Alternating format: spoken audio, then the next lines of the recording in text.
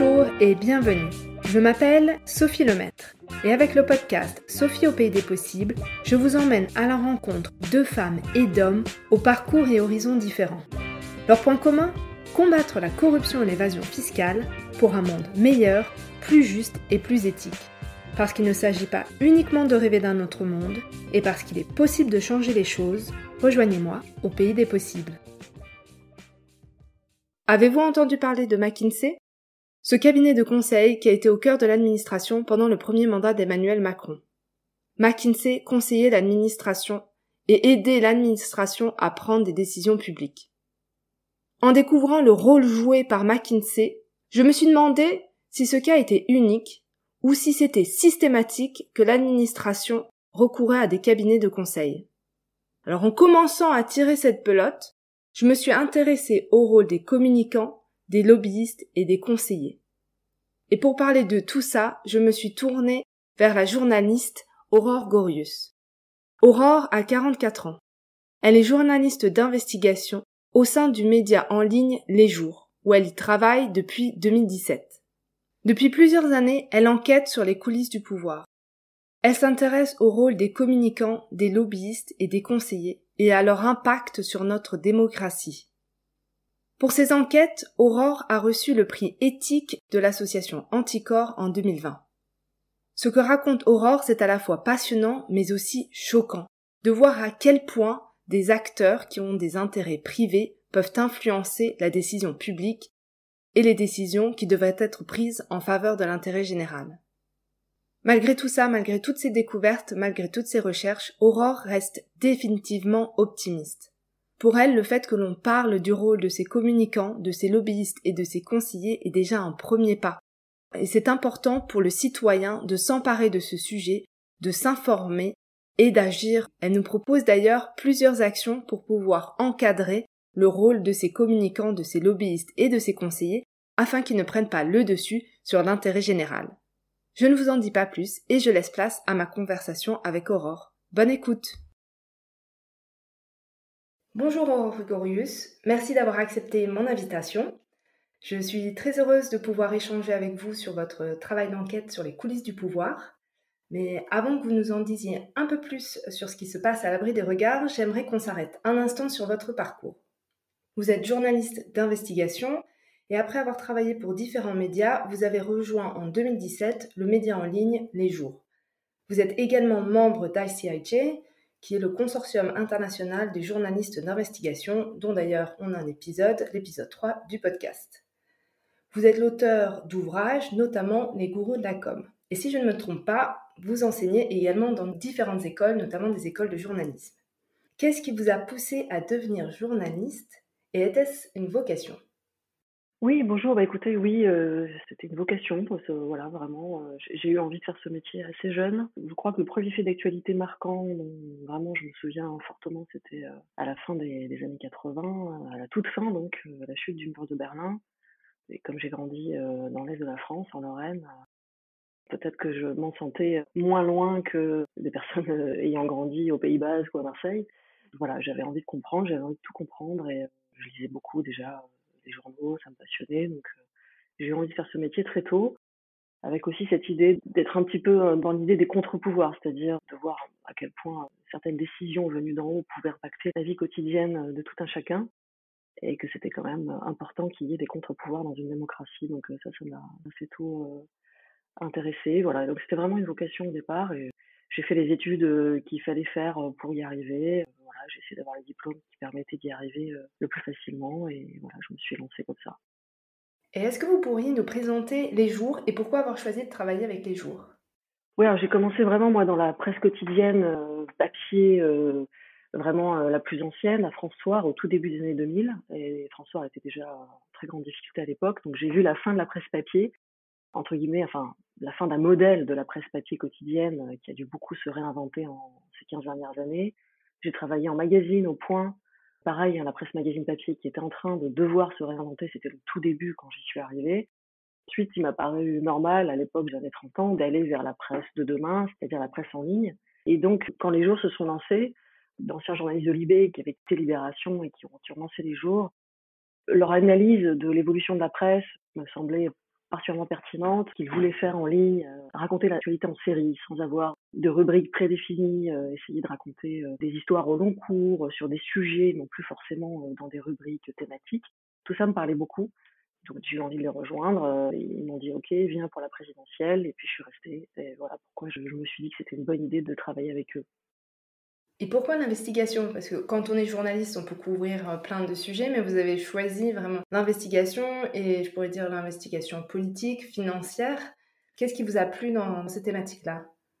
En fait, bon, moi, l'investigation, je trouve que c'est toujours un mot un petit peu ronflant et qui fait un petit peu, voilà, on est des journalistes d'investigation, les autres font du journalisme normal, machin.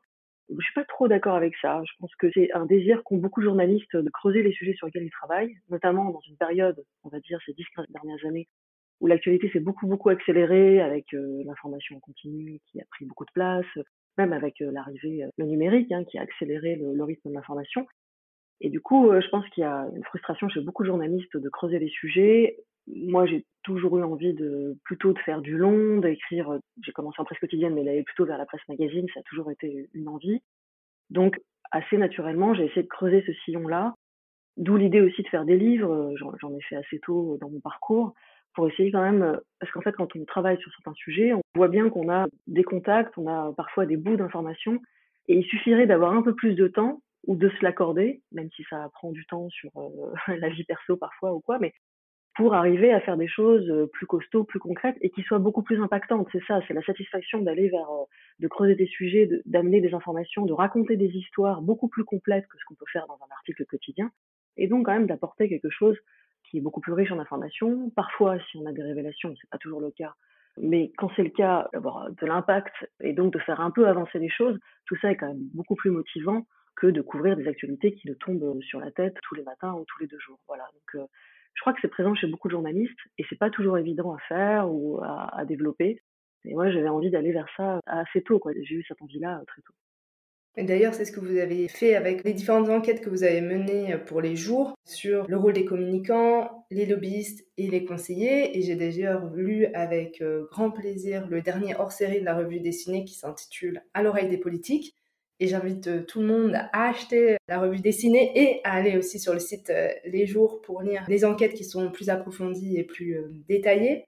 Donc à travers ce travail, vous êtes concentré sur ce qui se passe dans les coulisses du pouvoir. À quel moment vous vous êtes dit qu'il fallait lever le voile sur le rôle de ces communicants, des lobbyistes et des conseillers?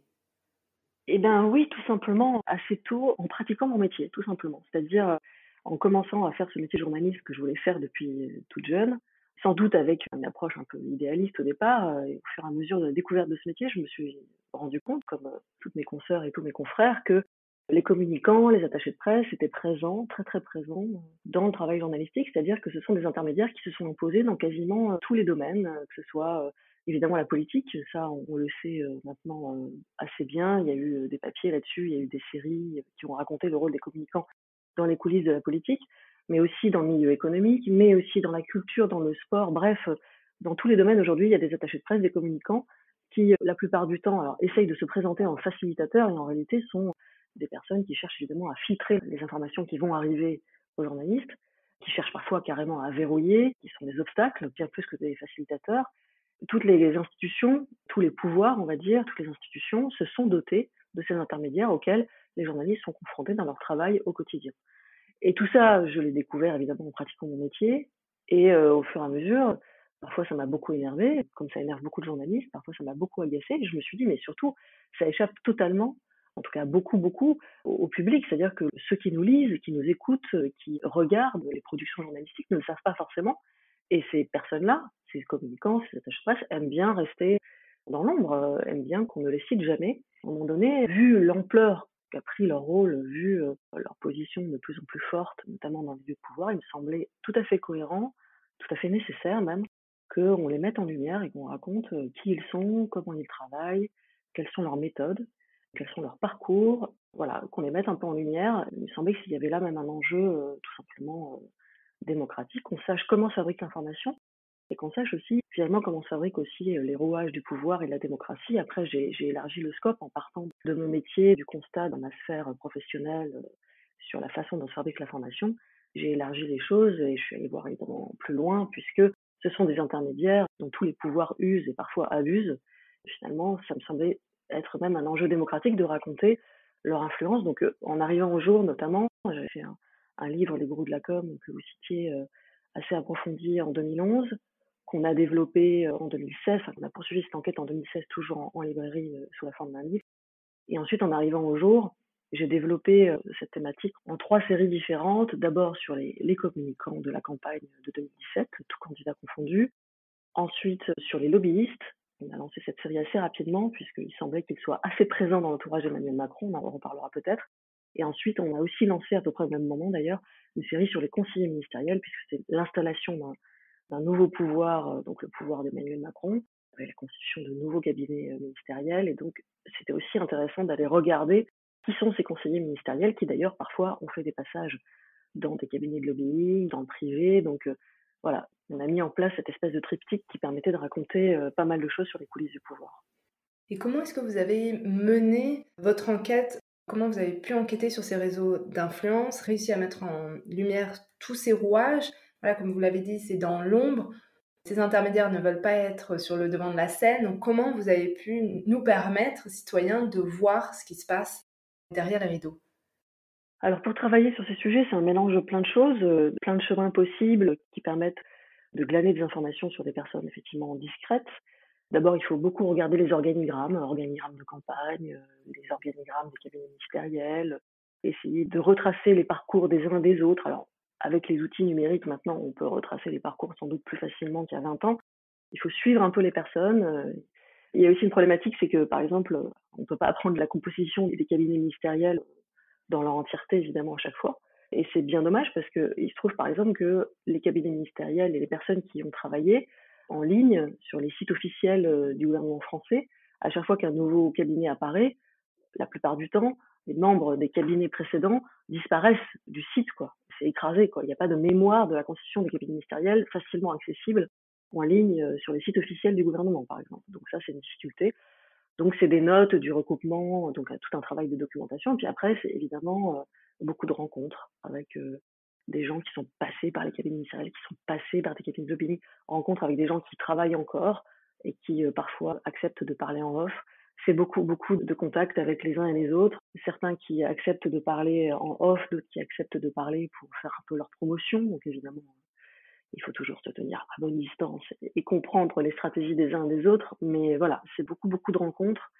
Et à force de connaître un certain nombre de ces intermédiaires, de ces conseillers, évidemment, on peut recouper des choses, et essayer de pister, de comprendre l'influence des uns et des autres sur certains projets de loi, sur certains amendements qui sont diffusés à l'Assemblée, même l'influence de certains cabinets sur certains arbitrages gouvernementaux. Là, c'est vraiment arriver à parler à des personnes qui sont dans la machine gouvernementale, dans la machine ministérielle, ou qui l'ont côtoyé de très près, ou qui y sont passés très récemment.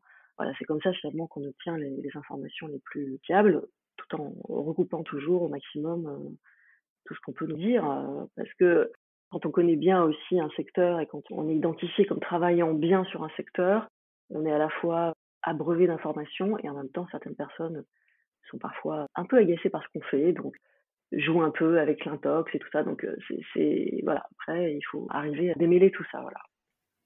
On voit bien d'ailleurs que c'est un travail au long cours, ça peut pas se faire en quelques jours, que c'est vraiment un travail sur plusieurs mois, peut-être plusieurs années. Le temps de tisser tous ces liens, recouper toutes ces informations. C'est super que les jours vous permettent en fait de faire ce travail-là. Oui, exactement. Ce que je vais vous dire, c'est que c'est un travail que j'aurais peut-être eu beaucoup plus de mal à faire dans d'autres journaux, ou en tout cas dans des endroits où on m'aurait demandé des publications hyper régulières. Ça ne veut pas dire que j'aurais pas fait des papiers intéressants et recoupés, mais c'est vrai que là, j'ai eu le temps, à travers ce système d'obsession, on appelle ça comme ça, c'est-à-dire les séries au long cours.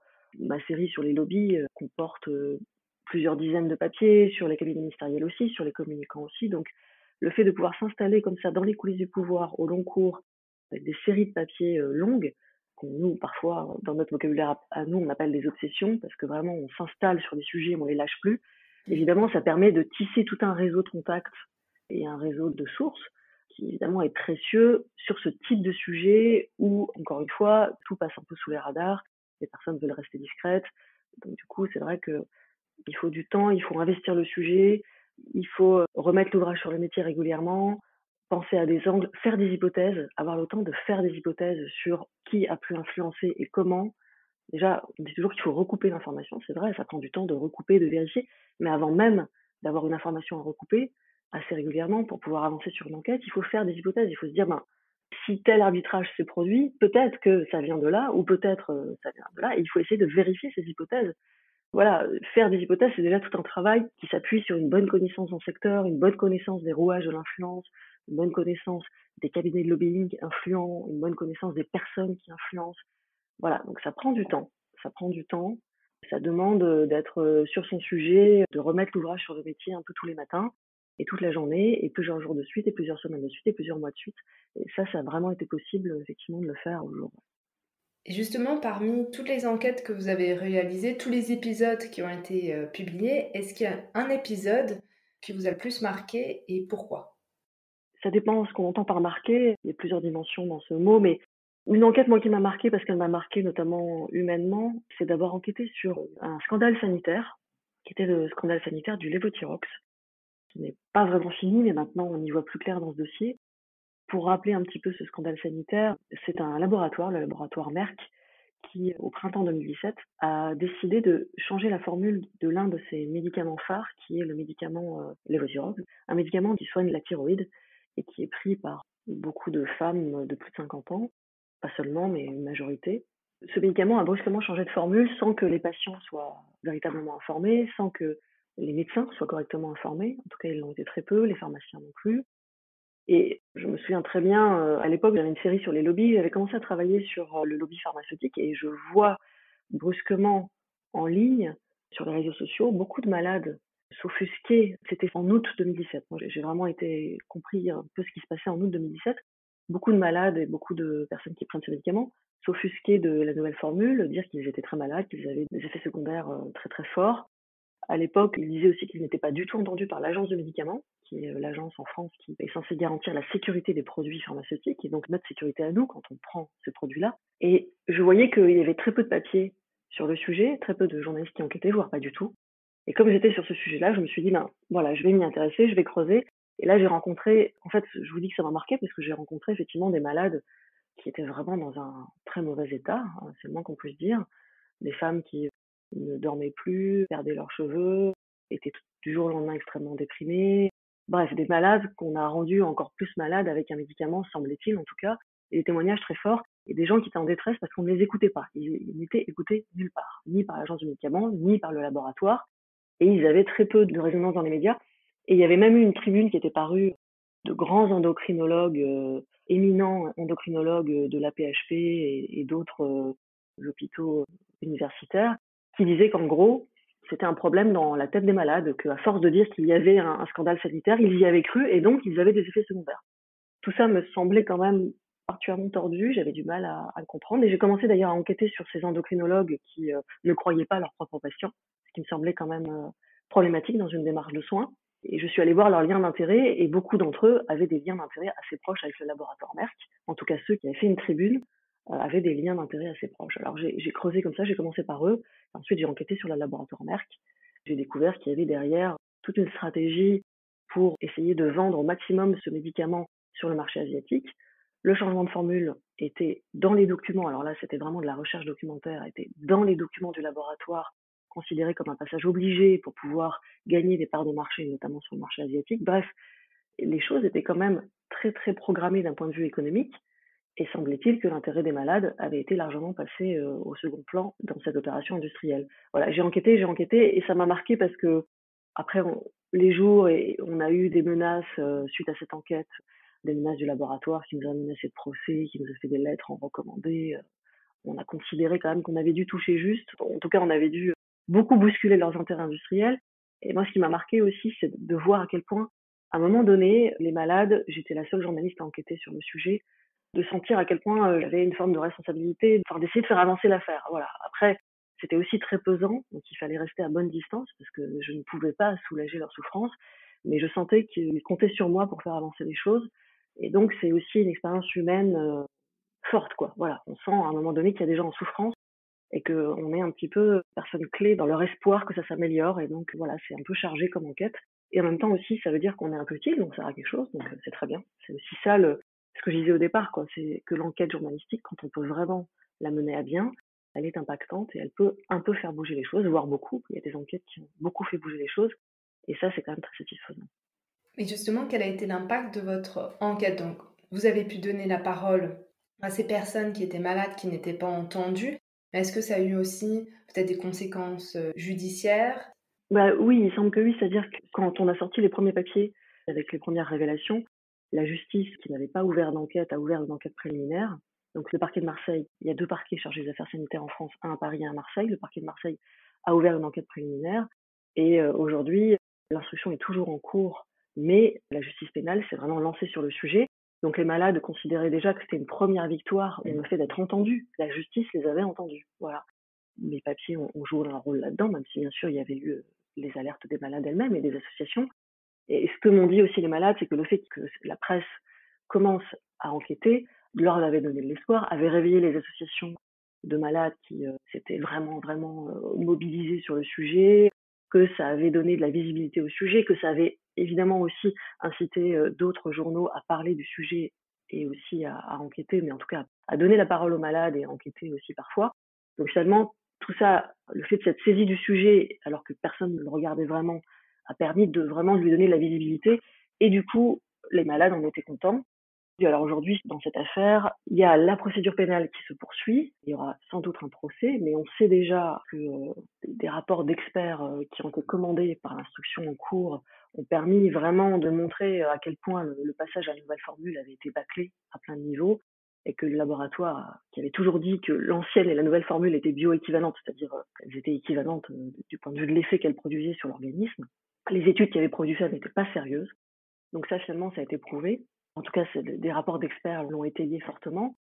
Et au civil, il y a eu des actions de groupe au civil et une première indemnisation a été accordée aux malades au civil. Donc la justice a beaucoup avancé sur ces sujets-là. Et même si, évidemment, ça ne suffit pas à réparer des effets secondaires parfois très violents, en tout cas, ça a permis quand même de faire avancer les choses. Et aujourd'hui, on y voit beaucoup plus clair dans ce dossier. On sait qu'il y a eu un défaut d'information du côté. Le laboratoire a été condamné pour défaut d'information. Le laboratoire le niait, mais ils ont été condamnés pour ça. Et on sait aussi que leur travail, les études qui ont été commandées pour faire le changement de formule ont été bâclées. Donc il y a vraiment des choses qui ont été établies entre 2017 et 2021, en 3-4 ans. Il y a des choses qui ont été établies de façon assez claire, voire très claire. Et donc ça, c'est quand même une satisfaction d'avoir aidé, en tout cas d'avoir peut-être impulsé et aidé un peu à ce que la lumière soit faite dans un scandale qui concernait beaucoup de personnes, hein, je ne l'ai pas dit, mais aujourd'hui en France, au quotidien, au moment où le changement de formule est intervenu, il y avait 2 millions de personnes qui prenaient quotidiennement du Levothyrox en France. 2 millions de personnes. C'est vraiment du monde quand même. Oui, c'est énorme. Bravo d'avoir mené l'enquête, d'avoir permis à ce que ces personnes aient leur voix qui soit entendue, ça leur a donné de l'espoir. Puis aussi, il y a de belles victoires. Je voulais revenir un petit peu sur ce que vous aviez dit au tout début. Vous avez mentionné que avec l'arrivée d'Emmanuel Macron comme président, le rôle des lobbyistes, des conseillers, des communicants avait pris une nouvelle dimension. Est-ce que vous pourriez revenir dessus? Qu'est-ce que vous avez constaté? À l'époque, quand on a vu le nouveau pouvoir macroniste arriver, alors pour se souvenir, en 2017, alors aujourd'hui, Emmanuel Macron commence un deuxième mandat, mais en 2017, quand il arrive au pouvoir, il est parfaitement inconnu du grand public ou presque. Il n'a jamais été élu. Il a été haut fonctionnaire, Inspection générale des finances. Il est passé par la banque d'affaires. Il a été secrétaire général adjoint de l'Élysée sous François Hollande, chargé des questions économiques. Mais en fait, il n'est pas du tout connu et on ne sait pas trop ce que va donner ce nouveau pouvoir. On ne sait pas trop quelle forme ça va prendre. Lui-même est issu du rang du PS, mais on ne sait pas vraiment s'il va gouverner à gauche, avec un parti tout nouveau qui était à l'époque le Parti En Marche, avec une équipe très réduite, puisqu'il n'y avait pas de parti derrière lui, un parti très jeune, hein, qui avait été lancé 1 an avant l'élection, même pas 1 an avant l'élection. Donc on se demandait ce que ça allait donner, et quand on a vu l'arrivée, la mise en place de ce nouveau pouvoir, on s'est rendu compte que dans les cabinets ministériels de l'ère Macron, bien sûr, on retrouvait parfois des hauts fonctionnaires qui avaient été déjà dans les cabinets ministériels. Mais en fait, on voyait aussi beaucoup de nouvelles têtes. Et d'ailleurs, c'était ce que voulait Emmanuel Macron, c'est ce qu'il promettait en 2017, c'était un renouveau massif, notamment dans le cabinet ministériel. Il disait, on va faire un grand turnover dans le cabinet ministériel. Bon. Donc, on a regardé ça à la loupe et on s'est rendu compte que parmi les nouveaux conseillers ministériels de l'ère Macron, Un certain nombre, non négligeable, avaient été par le passé lobbyistes et ou avaient eu des parcours dans le privé. Un nombre non négligeable de gens qui n'avaient pas été fonctionnaires toute leur vie et qui venaient là faire un passage dans le public avec peut-être l'hypothèse qu'un jour ils allaient retourner dans le privé. D'ailleurs aujourd'hui on voit que un certain nombre de nouveaux députés de l'époque repartent dans le privé sans problème et n'ont pas envie de faire un deuxième mandat de député. C'est vrai aussi pour pas mal de conseillers ministériels. Par ailleurs, au-delà même du pouvoir d'Emmanuel Macron, aujourd'hui, le mouvement s'était déjà amorcé avant, hein, sous Nicolas Sarkozy et sous François Hollande. Aujourd'hui, les carrières de hauts fonctionnaires ne sont plus longilines, c'est-à-dire que c'est assez rare aujourd'hui que les hauts fonctionnaires servent. Ça existe encore, mais c'est de moins en moins courant que les hauts fonctionnaires servent l'État toute leur vie, de leur première année en sortant de l'ENA ou de Sciences Po jusqu'à leur retraite. Et donc les allers-retours entre sphère publique et sphère privée se sont beaucoup développés ces dernières années. Et donc c'est évidemment intéressant, et c'est même sans doute absolument indispensable, de regarder les éventuels conflits d'intérêts qui peuvent naître de ces situations de personnes qui sont allées travailler dans le privé et qui ensuite viennent dans la sphère publique, repartent dans le privé. Je prends juste un exemple pour illustrer ça. C'est un exemple vraiment dans l'actualité. Michael Nogal, qui est un député macroniste assez jeune, qui a suivi Emmanuel Macron dans la création d'En Marche, qui a été élu député en 2017. Il avait travaillé chez Coca-Cola. Il est élu député. Il mène des travaux à l'Assemblée pendant 5 ans. Alors lui dit qu'il s'était porté de toutes les questions d'agroalimentaire, toutes les questions liées à la grande distribution. Effectivement, il a plutôt travaillé sur les questions de logement. Mais là, il a démissionné, même avant même les nouvelles législatives qui auront lieu en juin prochain. Il a arrêté son mandat, il a démissionné de son mandat en début d'année pour pouvoir rejoindre le lobby de l'agroalimentaire, l'ANIA. Et donc, c'est vrai que ça pose quand même question de voir comme ça des gens qui viennent du privé, font un passage, ont un mandat électoral, travaillent à légiférer, à construire la loi sur certains sujets et repartent immédiatement, même pas dans une entreprise lambda, partent chez un lobby puissant. L'ANIA est un puissant lobby, c'est le lobby de l'agroalimentaire. Ça pose évidemment question. C'est vrai aussi pour des conseillers ministériels. Donc en fait, voilà pourquoi il y a 5 ans, on s'est intéressé à ces sujets. Aujourd'hui, on voit bien que ces sujets-là sont montés en puissance, notamment aussi parce que il y a des tentatives d'encadrement de l'activité des lobbies et des tentatives d'encadrement de ces allers-retours entre sphère publique et sphère privée par la Haute Autorité de transparence de la vie publique. Donc ces sujets sont de plus en plus regardés. Donc pour rappel, hein, la Haute Autorité de transparence de la vie publique a été créée en 2013 après l'affaire Cahuzac. Et ensuite, elle a été chargée de tenir le registre des lobbies, qui a commencé à être rempli par les lobbies à partir de juillet 2017. Donc, quand Emmanuel Macron commence son mandat, c'est aussi son premier mandat, c'est aussi le moment où le registre des lobbies est mis en place et où les lobbies ont l'obligation de le remplir. Donc voilà, c'est tout ça qui nous semblait intéressant à l'époque d'observer, de regarder de très près. Et on a vu que pendant 5 ans, la question des lobbies n'a pas arrêté de monter en puissance parce que sur plein de sujets, notamment dans des sujets environnementaux, on s'est rendu compte qu'ils étaient très présents. On se souvient d'ailleurs que Nicolas Hulot, ministre de l'Environnement, claque la porte de son ministère en dénonçant la présence d'un lobbyiste de la chasse à une réunion à l'Élysée à laquelle il assiste et où il y avait un lobbyiste de la chasse qui était présent dans cette réunion.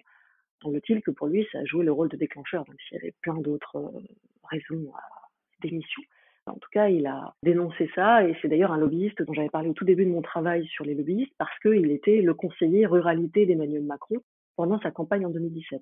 Tout ça fait qu'au fur et à mesure, effectivement, des 5 ans de mandat d'Emmanuel Macron, on a pu voir à quel point les lobbies étaient, d'une part, extrêmement puissants, extrêmement mobilisés contre de nouvelles règles en matière d'environnement ou de nouvelles interdictions comme sur le glyphosate par exemple, et à quel point le sujet était pertinent. Et aujourd'hui, je pense que le sujet est vraiment installé dans l'opinion, dans les médias, et que c'est vraiment extrêmement scruté parce qu'on sait que c'est une des raisons majeures qui freinent les mesures qui permettraient de lutter contre le réchauffement climatique. Et on va voir d'ailleurs ce que va faire la première ministre Elisabeth Borne qui vient d'être nommée. Et on va voir ce qu'elle va pouvoir faire, puisqu'elle va être chargée de la planification écologique. On va voir. Et qu'en tant que ministre de l'Environnement, elle avait déjà été confrontée à des mobilisations très fortes de certains lobbies à l'Assemblée nationale, qu'elle avait eu du mal à contrecarrer en étant ministre de l'Environnement. Il me semble qu'il y a un autre domaine aussi où les jeunes influences ont été importants, c'était autour de la réforme des retraites. Oui. Est-ce que vous pourriez nous en parler? Il me semble que vous avez couvert ce sujet-là, vous avez dédié plusieurs articles dessus. Oui, effectivement, ça a été un autre moment compliqué du mandat d'Emmanuel Macron, hein. C'était la réforme des retraites qui avait été promise, une réforme par points et puis ensuite, extrêmement mal ficelée au cours du quinquennat. Finalement avec une bataille entre Matignon et l'Élysée. Matignon qui voulait faire des mesures d'économie, en gros, et l'Élysée qui voulait faire une réforme de fond en changeant le système, en instaurant un système par points. Tout ça avait été très mal ficelé. Par ailleurs, c'est un dossier, toujours extrêmement brûlant en France, hein. Alain Juppé s'était mordu les doigts dans les années 90 là-dessus. Il y avait eu des grandes grèves en 2003. En plus, j'ai commencé mon métier sur les questions sociales. J'avais beaucoup suivi la réforme de 2003. La réforme des retraites de 2003, pareil, avec plus d'un million de personnes dans la rue à l'époque. Fin 2019, Emmanuel Macron lance à la rentrée et tout au long de l'automne, lance des consultations autour de ce projet de loi. Puis finalement, ça patauge beaucoup. On voit que Matignon et l'Élysée bataillent, ne sont pas d'accord sur la réforme, qu'il faut faire comme réforme.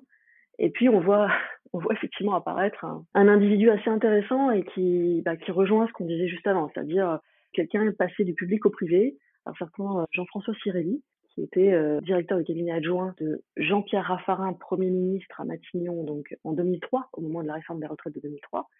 Et Jean-François Cirelli, on le voit apparaître dans la réforme de 2019 parce qu'à l'époque, à ce moment-là, il est devenu le PDG France d'un grand fonds d'investissement, BlackRock, qui lui cherche à capter l'épargne des Français. BlackRock cherche à capter l'épargne des Français et cherche à encourager la capitalisation dans le système des retraites. Et on le voit notamment avoir des rendez-vous à Matignon, sa présence est signalée. On le voit prendre la parole aussi au moment de la réforme des retraites dans les médias, il apparaît publiquement. C'était intéressant de voir justement qu'un haut fonctionnaire, qui d'ailleurs avait été aussi au tout début de son parcours conseiller économique à l'Élysée sous Jacques Chirac, à l'époque jugé d'ailleurs beaucoup trop libéral par Claude Chirac, la fille de Jacques Chirac, qui avait incité son père à faire campagne sur la fracture sociale. Elle n'était souvent pas d'accord avec Jean-François Cirelli, le conseiller économique de son père à l'Élysée, qu'elle jugeait trop libéral. Bon bref, comment cet homme qui a commencé dans les hautes sphères du pouvoir, finalement, il est après à Matignon directeur de cabinet adjoint de Jean-Pierre Raffarin, et puis il finit par prendre la tête de Gaz de France, qu'il va organiser la privatisation, et ensuite, voilà, on le retrouve quelques années plus tard chez BlackRock France, en train d'inciter, de considérer qu'une réforme qui encouragerait la capitalisation serait une bonne chose en France, au service donc d'intérêts privés, tout en ayant des réseaux très puissants dans la sphère publique, puisque dans son cabinet à l'époque, quand il était directeur de cabinet adjoint sous Jean-Pierre Raffarin, il y avait notamment un conseiller technique, Benoît Ribado-Dumas, qui entre-temps lui-même était devenu directeur de cabinet du Premier ministre Édouard Philippe au moment de la réforme de 2019.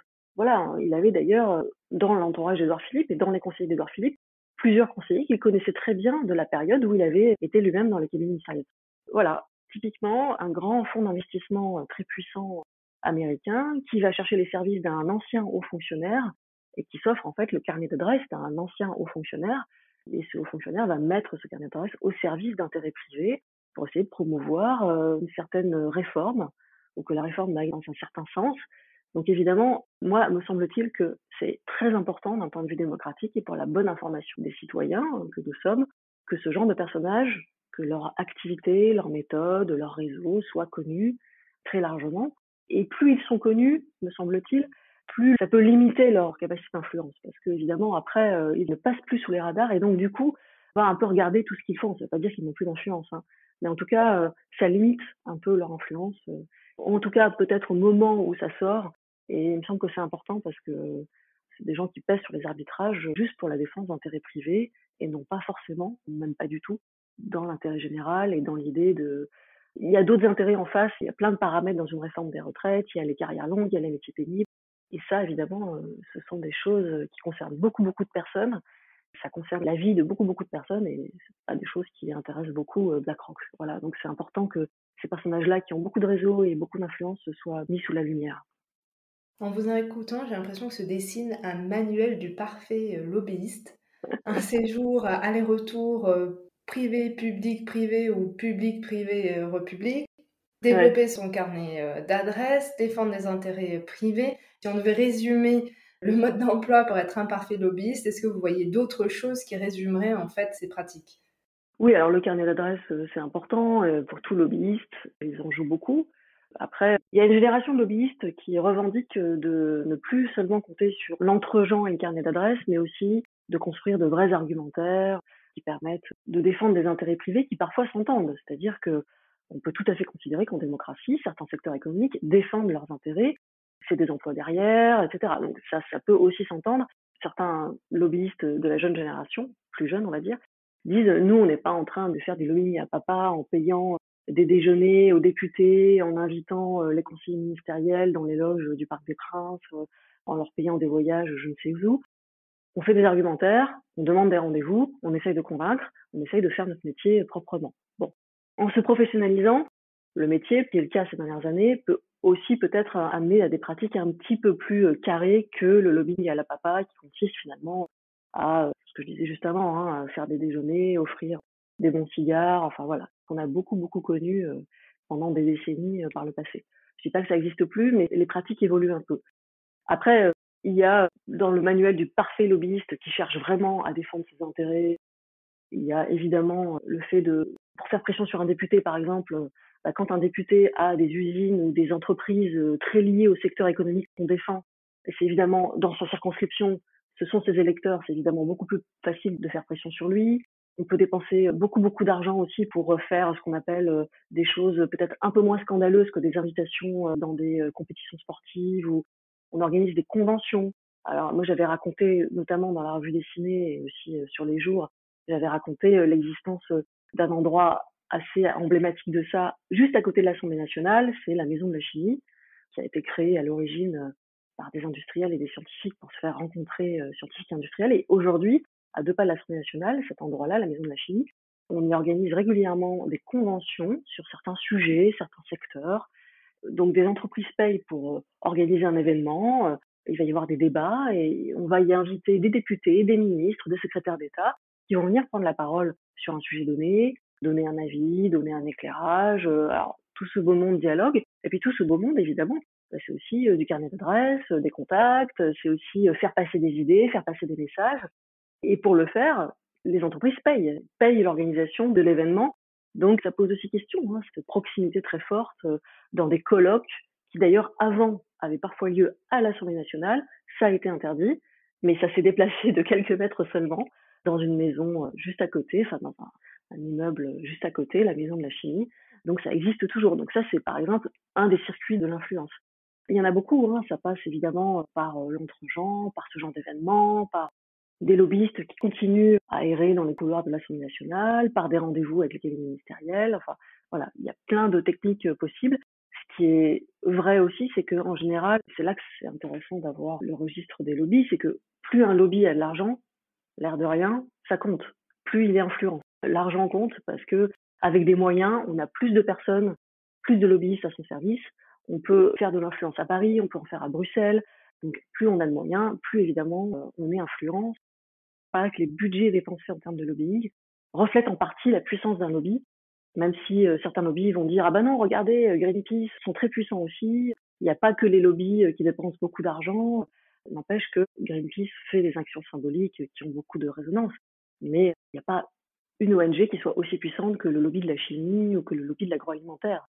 Donc plus on a de l'argent, plus on a d'entreprises, plus on a de salariés, et surtout plus on a de l'argent à dépenser en termes de lobbying, dans des actions de lobbying, plus en général on est influent.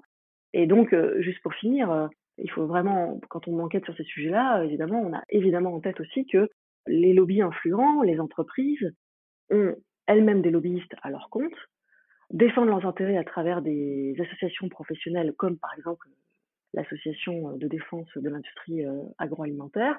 Donc avec un tas de comme ça de lobbies qui défendent le secteur où elles exercent, leur secteur économique, et parfois il y en a 4, 5, 6 de gros lobbies sectoriels. Et puis ces entreprises payent aussi des cabinets de lobbying extérieurs pour organiser des actions de lobbying, pour rencontrer les cabinets ministériels, les députés. Donc les moyens sont décuplés et sont parfois difficiles aussi à pister. Mais c'est justement là où le travail journalistique, me semble-t-il, est intéressant parce que c'est notre métier de recouper, d'aller chercher quel cabinet travaille sur tel sujet, quelle fédération professionnelle est très active, de pister le lobbyiste qui est passé par telle fédération professionnelle et qui s'est retrouvé finalement dans tel cabinet, ou bien il est passé, enfin bref, d'aller recouper un peu comme ça tous les canaux d'influence d'un secteur ou d'une entreprise qui cherche vraiment à peser sur un projet de loi, à peser sur un arbitrage, à contrecarrer une réglementation qui la gêne, voilà. C'est là où je crois l'enquête journalistique, l'investigation apporte vraiment quelque chose d'intéressant et met sur la table des éléments d'information clés pour le grand public. C'est passionnant, ces sujets sont passionnants, mais je vais pas vous mentir, c'est aussi déprimant. Comment faites-vous pour rester optimiste? Bah, c'est déprimant. Moi, ça me déprime pas. Je crois que c'est déprimant parce qu'on en parle aujourd'hui beaucoup. Mais à chaque fois que je travaille sur ces sujets-là, j'ai en tête que ça se passait comme ça avant et qu'on n'en parlait pas. En fait, ça s'est toujours passé comme ça. C'est pas du tout nouveau. Il y a des livres ou des films qui sont sortis pour raconter ça déjà il y a des décennies. Donc vraiment, c'est loin d'être nouveau. Je me souviens d'un film d'Henri Verneuil qui s'appelle Le Président, qui est sorti en 1960. Il y a une scène avec Jean Gabin, qui à l'époque est Premier ministre, enfin président du Conseil à l'époque, qui venant du Premier ministre aujourd'hui, qui prend la parole à l'Assemblée nationale, qui fustige le poids des intérêts privés sur des députés qui sont vendus aux entreprises qui embauchent leurs électeurs, vendus aux intérêts privés. Donc en fait, la question de l'articulation entre intérêt général et intérêt privé, elle se pose de tout temps dans une démocratie. La démocratie, c'est en permanence du rapport de force. On l'oublie souvent, mais la démocratie, c'est du rapport de force entre des intérêts divergents. Et on cherche à trouver un consensus. Donc, oublier ça, c'est oublier comment fonctionne la démocratie. Non, en fait, ça a toujours existé comme ça. La démocratie, c'est intrinsèquement ça. Sauf qu'avant, on en parlait sans doute moins. Toutes les coulisses du pouvoir étaient sans doute moins... Alors, la corruption, ça fait très longtemps qu'on travaille dessus, mais précisément, cette question des conflits d'intérêts, des intérêts privés qui pèsent sur l'intérêt général, ces questions-là étaient sans doute moins regardées que les commissions, les rétrocommissions, les grands scandales économico-financiers qui ont été révélés déjà. Ça, c'est plus une tradition journalistique depuis peut-être plus longtemps.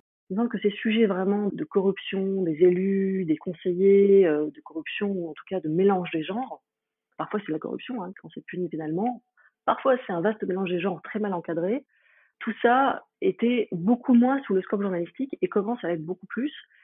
Je pense à ça quand je travaille sur ces sujets-là. Je me dis pas que c'est déprimant. Je me dis qu'on est en train de raconter des choses qu'on racontait très peu avant, en gros.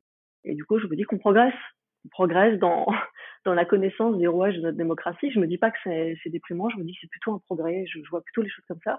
Et je pense que c'est quand même la bonne façon de le voir. Parce que plus on est informé sur la façon dont une démocratie fonctionne, plus nous sommes informés et plus, en tant que citoyen, on a des informations à la fois pour voter, mais aussi surtout pour peut-être s'engager, pour regarder, voire pour soi-même s'impliquer dans des associations anticorruption, pour regarder ce qui se passe à l'échelle du conseil municipal, pour s'impliquer dans certaines associations. Enfin voilà, justement, moi je pense que la conclusion qu'il faut en tirer, c'est que la démocratie est l'affaire de tous, c'est que si on regarde, si on s'implique un peu et si on regarde tous comment ça marche, on a une chance que ça fonctionne mieux, en fait. Voilà, moi je vois plutôt les choses comme ça. Vous avez mentionné un peu plus tôt le rôle de la Haute Autorité pour la transparence de la vie publique, le registre des lobbies. Donc on voit qu'on commence à avoir des choses qui sont mises en place pour améliorer la transparence, encadrer ces réseaux d'influence. Qu'est-ce qui pourrait être mis en place pour lutter contre ces interférences et ces intérêts privés? Beaucoup de choses qui sont d'ailleurs demandées par des ONG anticorruption, qui militent pour la transparence de la vie publique. Beaucoup de choses pourraient être mises en place, mais déjà, il me semble que les lobbies eux-mêmes devraient être plus transparents. Ils ont des obligations légales de déclaration sur le registre des lobbies. Il me semble que dans ces obligations légales, ils doivent donner une somme qu'ils dépensent pour la section de lobbying. Ils doivent donner un nombre de lobbyistes qu'ils embauchent. Enfin, voilà, il y a un certain nombre d'obligations légales qui sont quand même à minima. Peut-être qu'il faudrait penser à les renforcer. Mais surtout, je crois que les lobbies eux-mêmes devraient, ou peut-être faudrait-il les y obliger, parce que c'est pas sûr qu'ils le fassent d'eux-mêmes, loin de là, devraient produire leurs argumentaires. Ils défendent des intérêts privés, donc sur la base d'un argumentaire qui devrait exister, ils sont en service d'intérêts privés qu'ils défendent. Il devrait y avoir un argumentaire très clair et qui soit rendu public. Voilà. Quand ils vont rencontrer des conseillers ministériels, quand ils vont rencontrer des députés pour défendre ces intérêts-là, ils produisent des documents et ces documents-là devraient être rendus publics, obligatoirement. Donc voilà, contribution de tel lobby sur tel projet de loi, rendu public, soit, il me semble qu'une plateforme, qui pourrait d'ailleurs être gérée par la HATVP, pourquoi pas, une plateforme qui permettrait de mettre en ligne ces contributions, ces argumentaires, donnerait beaucoup plus de transparence à leurs activités, et du coup aussi permettrait aussi de contrecarrer la petite musique complotiste qu'on entend souvent sur les lobbies, ah bah oui, mais ça c'est le lobby machin. En fait, plus on avance dans la transparence et plus on contrecarre les théories complotistes qui prospèrent sur ce manque de transparence. Donc je pense que c'est dans l'intérêt de tout le monde. Et notamment qu'on sache, en fait, quelle est la position de ces lobbies, ou en tout cas des clients qu'ils défendent. Quelle est la position des clients dont ils défendent les intérêts. Voilà. Qu'est-ce qu'ils demandent très clairement? Qu'est-ce que vous, en tant que lobby du pétrole, lobby de l'industrie chimique, qu'est-ce que vous demandez au pouvoir public, et que ce soit clair et transparent? Qu'on ne découvre pas ça en se rendant compte qu'un amendement clé en main a été transmis à un député ou à des députés, et que finalement cet amendement a été recopié tel quel par des députés sous influence, et que finalement il a été repris in extenso dans la loi au moment où on découvre le projet de loi. Voilà, ça c'est du lobbying particulièrement malsain, parce que c'est de la manipulation. Que les positions de chacun soient claires et qu'après il y ait un arbitrage au niveau d'un cabinet ministériel et qu'il y ait un vote en Assemblée nationale, ça c'est vertueux, ça c'est le circuit normal du fonctionnement démocratique et de la fabrique de la loi. Mais il faut que les choses soient claires dès le départ et qu'on sache qui défend quoi, et que ça ne se fasse pas sous le manteau en essayant de faire pression sur des députés à travers des menaces de fermeture d'usine ou je ne sais quoi, et en défendant des positions qui ne sont claires pour personne. Ça, c'est un jeu qui est typé, qui n'est pas clair et qui cherche à tromper son monde. Voilà. Donc ça, par exemple, ça pourrait être quelque chose qui permettrait d'avancer un peu dans la transparence du travail des lobbies sur la fabrique de la loi.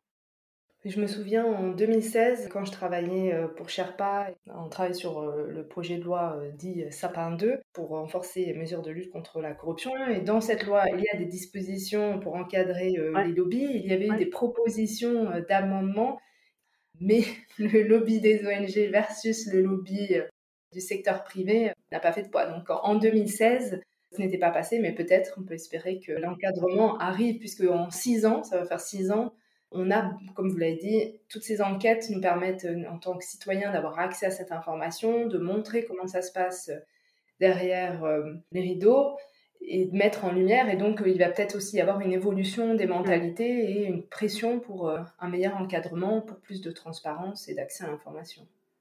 Enfin, on peut l'espérer. C'est intéressant ce que vous dites, parce que la loi Sympa 2, qui a donc instauré le registre des lobbies, qui a amené un premier encadrement des lobbies, c'est la première fois que dans la loi française a été défini le conflit d'intérêts. Avant, c'était un concept, c'est pour vous dire à quel point on part de loin en France. Avant, c'était un concept assez flou, on savait pas trop ce que c'était, on en parlait, mais sans vraiment qu'il y ait derrière de définition très claire. En tout cas, dans la loi française, c'était pas le cas. Et donc, cette loi le définit clairement. Et c'est la première fois, donc c'était en 2016. C'est pour dire à quel point on vient de loin. Et en France particulièrement, parce que dans les pays anglo-saxons, la notion de conflit d'intérêt, mais aussi de déport, par exemple le fait d'obliger des fonctionnaires à se déporter de certains dossiers, s'ils ont travaillé sur ces dossiers-là dans la sphère privée, tout ça, c'est des notions qui n'étaient pas du tout courantes il y a encore 5 ans, quoi. C'était des choses dont on parlait très peu et qui progressent un petit peu, notamment grâce à la Haute Autorité de Transparence de la vie publique, grâce aussi à ce qui sort à droite et à gauche dans la presse et grâce à la musiciens des ONG. Mais on part vraiment de loin, donc il y a beaucoup encore de progrès à faire en France sur ces sujets-là. Et en tant que citoyen, est-ce que vous voyez un rôle que les citoyens peuvent jouer? Est-ce qu'on peut faire quelque chose? Bah, je pense qu'il faut toujours essayer de faire quelque chose, ça évite de subir. Être dans l'action, alors ça dépend évidemment du temps des uns et des autres, du temps disponible, hein, parce que voilà, travailler ça prend du temps, la vie prend du temps. Mais il me semble que quand on s'engage un peu, et beaucoup si on le peut, que ce soit des engagements associatifs, des ONG, voire pourquoi pas un parti politique. Aujourd'hui, les partis politiques sont dans un très mauvais état, hein, on le sait, en tout cas les partis traditionnels, et pourtant ils sont nécessaires à la vie démocratique. Donc voilà, tous ces engagements, qu'ils soient petits ou grands, permettent en fait de ne pas subir, et notamment des ONG anticorruption, mais pas que finalement. S'engager un minimum, c'est prendre part à la vie démocratique, et finalement, c'est déjà œuvrer pour améliorer les choses et aussi pour ne pas subir. Voilà, la notion d'engagement, elle me parle, et elle me parle aussi un peu dans mon métier. Je ne me considère pas comme une journaliste totalement engagée, mais il y a des sujets qui me semblent importants et sur lesquels j'ai envie de travailler et sur lesquels j'aimerais que ça avance, et donc j'essaye de travailler dessus régulièrement. Voilà, c'est une des façons possibles de ne pas se dire je vote tous les 5 ans et puis après j'ai plus ma voix au chapitre. Le vote n'est qu'une participation à la vie démocratique, un mode de participation parmi d'autres.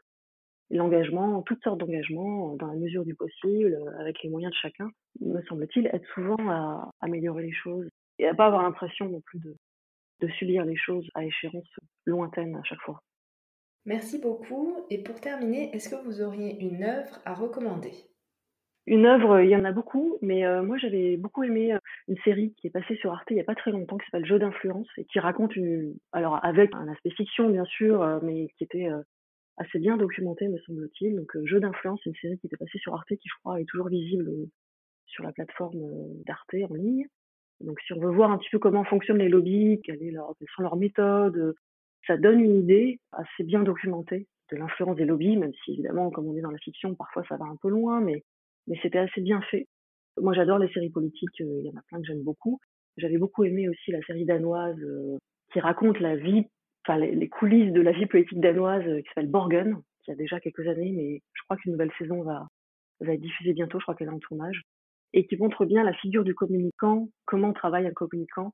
Alors c'est dans une démocratie pour le coup parlementaire, avec la nécessité de construire des alliances, donc c'est un peu différent de la vie politique française, mais on voit bien aussi, voilà, là on a vraiment un personnage de communicant intéressant, on voit les coulisses du pouvoir, et c'est une des séries, il y en a d'autres, il y a House of Cards, etc. bien sûr, mais Borgen on en parle parfois un peu moins, et c'est une très bonne série. Je parle de séries parce que c'est vrai que ces dernières années, il y a eu beaucoup de séries sur les coulisses du pouvoir, et je pense que c'est un des vecteurs qui fait que la conscientisation et la connaissance du grand public sur ces sujets-là progresse.